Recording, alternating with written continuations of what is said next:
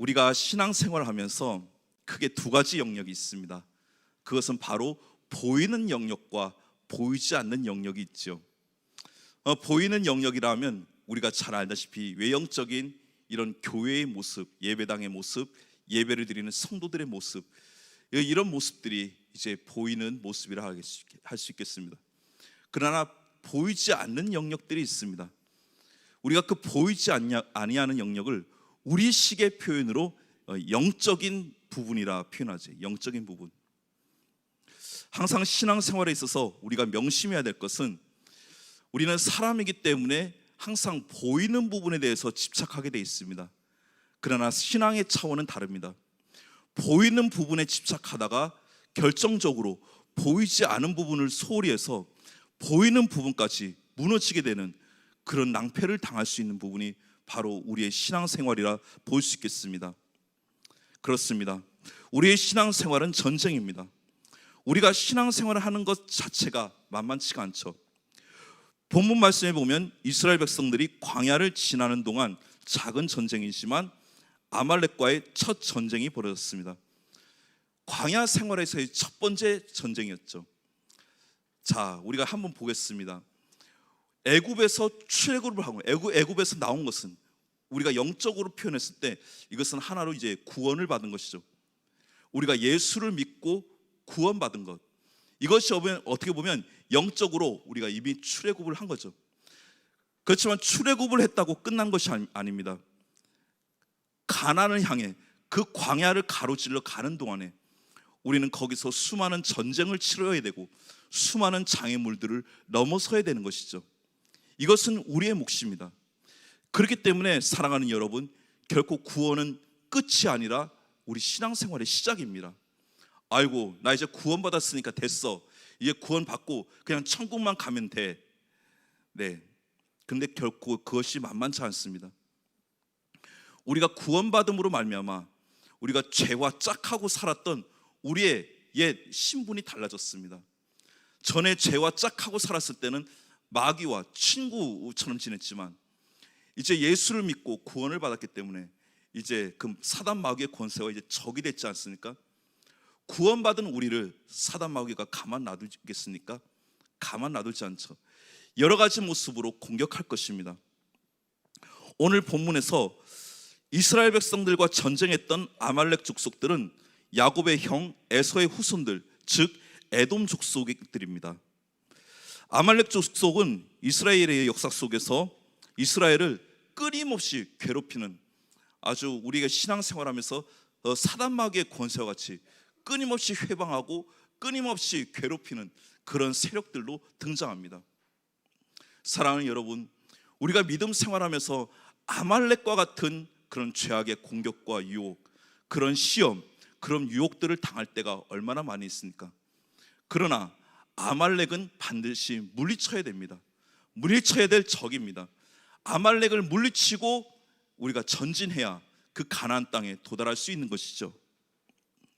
우리는 단순한 순례자들이 아니고 전쟁을 치르며 나가는 순례자들입니다. 끝없는 싸움이 우리 앞에 펼쳐지기 때문에 한순간도 마음을 놓을 수 없는 것입니다. 늘 우리 안에 실전이 벌어지고 있죠. 전쟁에는 이기고 지는 것이 매우 분명합니다. 지면 모든 것을 잃어버리고 비참해지지만 이기면 그만큼 엄청난 우리가 대가를 얻게 되는 거죠. 전리품과 더불어 얻게 되는 것이 전쟁이죠. 그렇기 때문에 전쟁에서는 지면 안 됩니다. 무조건 이겨야 되는 것입니다. 특별히 우리 신앙생활의 이 영적 전쟁에서는 반드시 이겨야 되는 것입니다. 그러나 중요한 것은 아까도 언급했듯이 아말렉은 한번 우리가 이겼다고 해서 다시는 안 쳐들어온다? 아닙니다. 이스라엘의 역사 속에서 끊임없이 침략을 해왔다고 기록하고 있습니다. 마찬가지로 사단 마귀의 권세는 우리가 믿음으로 한번 그 죄악의 유혹을 이기고 그 죄악의 권세를 물리쳤다고 해서 끝나는 것이 아닙니다. 오늘 전쟁에서 이겼다면 내일의 전쟁을 다시 한 번 더 준비하는 마음으로 감당하는 것이 바로 우리 신앙생활의 모습인 것입니다. 본문은 우리 신앙생활에 아주 중요한 교훈을 줍니다. 출애굽기 17장 9절에서 10절에 보면 모세가 여호수아를 아말렉과 전쟁에 내보내는 장면이 나오죠. 그리고 모세 자신은 하나님의 지팡이를 손에 잡고 산으로 올라갑니다. 여호수아의 이름이 출애굽기 17장에서부터 처음 언급되죠. 모세는 여호수아를 군대의 지휘관으로 임명해서 전쟁터로 보내고 모세는 산에서 기도를 했습니다.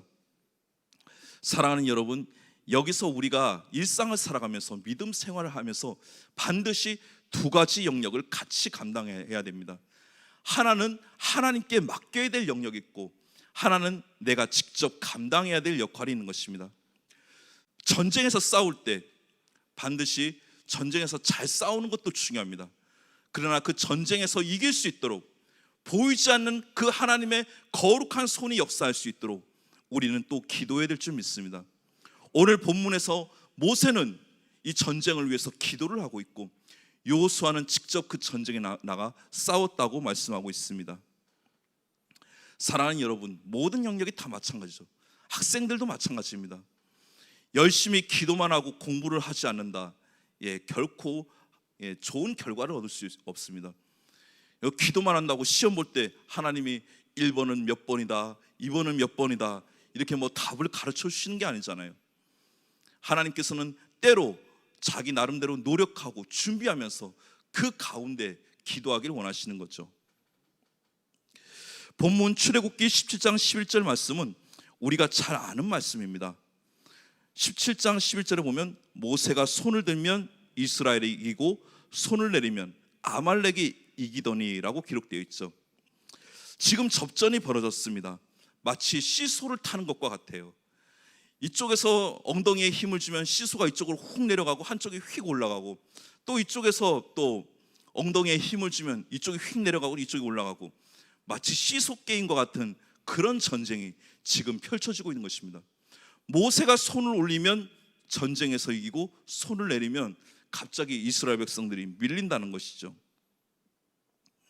여기서 손을 든다는 것은 바로 기도하는 것을 의미하는 것입니다. 하나님의 도우심을 구하는 것이죠. 손을 들고 기도하는 것이 신구약 성경에 여러 번 나옵니다. 자, 우리가 아까 찬양할 때도 손을 들었고, 우리가 기도할 때도 가끔 손을 들 때가 있잖아요. 손을 든다는 것은 항복의 의미를 의미합니다. 하나님, 나는 부족합니다. 나는 연약합니다. 내 힘으로 할 수 없습니다. 주님께서 역사하여 주시옵소서. 주님께서 도와주시옵소서. 이런 의미로 우리가 손을 들고 기도하거나 찬양하는 것 아닙니까? 기도하는 것 자체가 우리의 실력과 능력으로는 안 된다는 것을 고백하는 것이죠. 진정한 승리는 모세의 손이 올라가느냐 올라가지 않느냐에 달려 있었습니다. 본문이 우리에게 눈에 보이지 않는 것이 눈에 보이는 영역을 결정한다는 것을 확실하게 보여주고 있습니다. 모세는 지금 전쟁터와는 멀리 떨어진 산 위에 있습니다. 보이지 않는 곳에 있죠. 모세는 보이지 않는 곳에서 보이는 것을 결정하고 있습니다. 아까도 제가 처음에 말씀드렸던 것처럼 신앙생활은 보여지는 곳에만 집중하는 것이 아니라 보여지지 않는 곳에 집중할 때 그 보여지는 것까지 영향을 미칠 수 있는 것이죠. 모세는 높은 곳에 올라가 전쟁이 벌어지고 있는 것을 멀리서 바라보며 기도하고 있었습니다. 여호수아가 나가서 싸우지만 모세의 중보기도가 뒷받침하고 있었던 것이죠. 눈에 띄는 사역이 가능하게 하는 것은 눈에 보이지 않는 곳에서 기도하는 영역들이기 때문에 눈에 보여지는 사역들이 가능한 것입니다. 그러므로 우리의 모든 사역의 중심에는 반드시 기도가 따라가야 될 줄 믿습니다. 좀 더 정확하게 말씀드리면 중보기도가 따라가야만 우리의 사역 가운데 임팩트가 나타나는 것이죠. 여호수아가 이끈 부대도 중요하지만 그 부대를 위한 기도 지원이 없었다면 이 전쟁에서 승리는 불가능했을 것입니다. 그러므로 산 꼭대기에서 버티고 기도하는 사람이 절대적으로 필요한 것입니다. 승리가 있는 곳에는 반드시 기도가 있습니다. 기도가 없다면 우리는 그 어떤 것도 결코 기대할 수가 없습니다. 앞으로의 모든 일들, 삶의 모든 영역의 비밀은 바로 기도에 있습니다. 모든 열쇠는 기도에 있는데 문제는 무엇입니까? 기도 자체가 힘들다는 게 문제입니다. 기도가 굉장히 쉬우실 것 같죠? 근데 여러분들 기도해 보신 분들 알 것입니다. 기도가 사역들 중에서 사실 제일 쉽게 보이지만 제일 힘든 사역이에요. 뭐 우리의 모든 이 사역 영역들이 있잖아요. 뭐 찬양대도 있고, 뭐 찬양 인도도 있고, 뭐 안내도 있고, 모든 사역들이 있죠. 저처럼 이제 목사로서 설교하는 이 말씀 사역도 있고. 근데 저도 이제 목사로서 솔직히 고백합니다. 제일 힘든 사역이 앞에서 말씀을 전하는 사역보다 기도하는 게 굉장히 힘들더라고요. 이 기도할 때요, 어떤 그 뭐 시험들이 막 온갖 시험들이 이렇게 보이지 않는 곳에서 이제 공격해야 하는 게 느껴져요. 기도에 막 집중하려면 어떻게든 막 기도에 집중이 막 흐트러지고, 때로는 몸이 피곤해서 잠도 오고, 그 잠을 쫓으면서 주여 하면서 그냥 그 몸부림치면서 애써서 기도해야 되는 영역들이 그만큼 기도가 힘든 것이죠. 기도하는 것은 결코 쉬운 일이 아닙니다. 그런데 많은 사람들이 이 사실을 관가합니다. 그래서 기도하는 일에서 많이들 실패를 하고 낭패를 당합니다. 기도에 있어서 지구력을 갖는 것이 우리 신앙생활에 있어서 매우 중요합니다.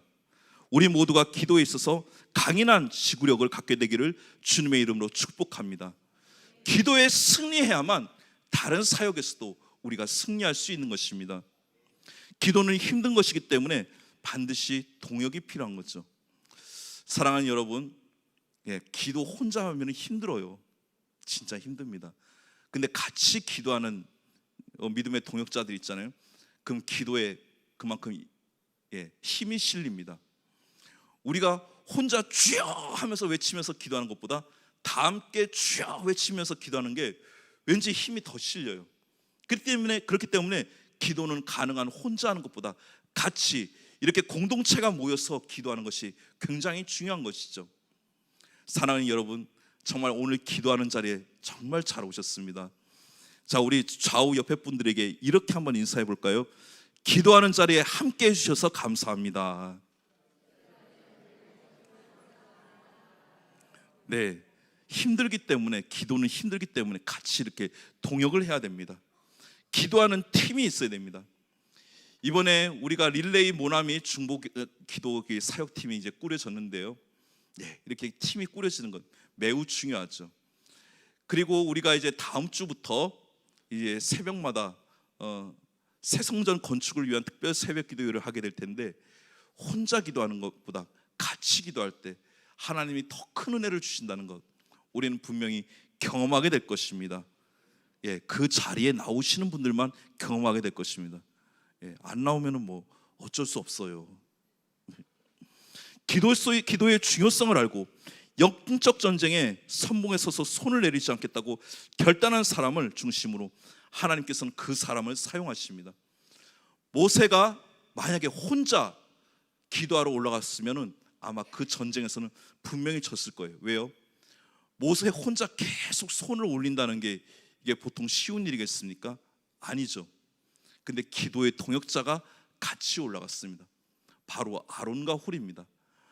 아론과 훌이 한편은 이쪽에 한쪽은 저쪽에서 모세의 손을 들고 돌을 받쳐서 같이 그 손을 들었다고 했습니다. 이거 그림으로만 생각해도 굉장히 멋진 것 아닙니까? 예수님께서도 두세 사람이 내 이름으로 모인 곳에는 나도 그들 중에 있느니라 이렇게 말씀하셨죠. 기도에는 공동체에는 기도의 그 능력에는 바로 공동체의 그 파워가 나타나게 되어 있습니다. 아론과 훌을 찾으시기 바랍니다. 혼자 기도하지 마시고 나와 함께 기도할 수 있는 그 아론과 훌과 함께 기도할 수 있는 저와 여러분이 될 수 있길 주님의 이름으로 축복합니다. 지속적으로 끊임없이 쉬지 않고 포기하지 않는 기도, 끝장내는 기도를 하려면 반드시 기도의 동역자가 필요해야 되는 것입니다. 그러나 아론과 훌은 누구든지 될 수 있습니다. 뭐 특별한 자격 조건이 필요 없어요. 같이 기도하겠다 그러면 누구나 아론과 훌이 될 수 있는 거예요. 모든 사람이 앞장서서 일할 수는 없습니다. 그러나 뒤에서 동역자로 사역할 수 있습니다. 지금도 그렇게 가능합니다. 어떻게 가능하죠? 바로 기도의 동역을 통해서 가능할 수 있는 것입니다. 하나님께서는 모세에게 승리의 내용을 책에 기록하게 하셨습니다. 그리고 모세는 거기에 단을 쌓죠. 그 단의 이름은 여호와 니시라고 했습니다. 여호와는 나의 깃발, 여호와는 나의 승리의 깃발이다라는 뜻의 의미가 담겨 있죠. 이스라엘의 승리는 하나님이 가져다 준 것입니다. 결코 누구의 힘과 능력도 아닌 하나님의 손으로 그 전쟁에서 승리한 것입니다. 그리고 여호수아 장군이 나가서 싸웠죠. 그리고 하나님으로부터 말미암아 최종적인 승리가 왔습니다. 사랑하는 여러분, 모든 승리는 하나님께 달려 있습니다. 내가 아무리 노력하고 애쓴다고 하여도 결정적으로 하나님께서 역사하셔야 되는 것입니다. 여러분들, 그 김연아 선수가 한때 세계 그 피겨스케이팅 대회에서 한참 이렇게 명성을 떨칠 때 한 번은 어떤 그 기자가 인터뷰를 했습니다. 경기 전에 이제 김연아 선수가 경기에 출전하기 전에 인터뷰를 했어요. 자신이 있으시니까 승리 금메달 자신이 있나요? 물었습니다. 사실 김연아 선수가 뭐 신앙이 있는지 없는지는 잘 모르겠습니다. 근데 최근에 뭐 목사님 자제분과 결혼했으니까 아마 이제 요즘 신앙이 키워질 거라 믿습니다. 그때 김연아 선수의 대답이 아주 명언이었죠. 저는 최선을 다해 준비하고 노력했습니다. 그러나 이제는 신께서 도와주실 차례입니다. 그렇습니다. 내가 아무리 노력하고 준비해도 결정적으로 하나님께서 역사하셔야, 하나님께서 도우셔야 완전한 승리가 우리에게 주어지는 것입니다. 내가 아무리 애쓰고 노력해도 기도하지 않고 내 힘을 의지하고 내 스펙 의지하고 내 능력 의지한들 거기서 어떤 결과와 승리를 얻어낼 수 있겠습니까? 앞으로도 우리의 영적 전쟁은 치열해질 것입니다. 사탄은 더욱 격렬하게 우리를 공격할 것입니다. 우리는 지금 전쟁 한가운데 있습니다. 만만한 것은 하나도 없습니다. 지금 우리가 속해 있는 대구 동일교회도 마찬가지고 이 한국교회 전체가 영적 전쟁 중에 있습니다. 사탄은 어떤 모습으로도 어떤 모양으로도 교회를 망가뜨리려고 공격하고 있죠. 그렇기 때문에 사랑하는 여러분, 절대로 서로 더욱더 사랑하시기 바랍니다. 서로를 위해서 더 기도하시기 바랍니다. 특별히 교회를 위해서 더 많이 기도하시기 바랍니다. 거대한 전쟁이 이 자리에서 벌어지고 있다는 사실을 꼭 기억하시기 바랍니다. 이곳은 최고의 격전지입니다. 기도를 포기하고 싶은 유혹이 있어도 기도를 포기하지 않으면 반드시 승리는 주어질 것입니다.